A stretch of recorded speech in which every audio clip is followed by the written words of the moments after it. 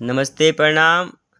हम गायक वीके राज आप सब भोजपुरी श्रोता समाज के महापर्व छठ पूजा के हार्दिक शुभकामना देते हुए आज हम अपना टूटी फूटी आवाज़ से वो गीत की गावल चाहतनी जौना गीत के हमनी की माई बहन गावेला लो। तो आई अपना टूटी फूटी आवाज़ से हम रउआ सबके सुनावतनी।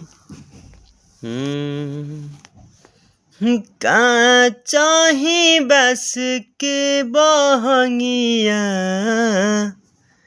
अरे का चाही बस के बहंगिया,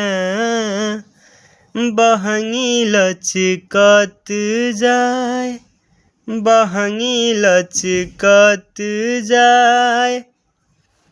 अरे होई न बलम जी कहरिया, अरे होई न बलम जी कहरिया, दौरा घाटे पहुँचाए, दौरा घाटे पहुँचाए। अरे बाट जे पूछला बटोहिया,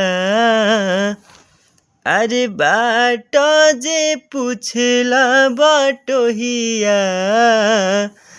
दौरा के करा के जाए, बहंगी के करा के जाए। तू तो आन्हर हवे रे बटोहिया, तू तो आन्हर हवे रे बटोहिया, बहंगी छठ माई के जाए, बहंगी छठ माई के जाए।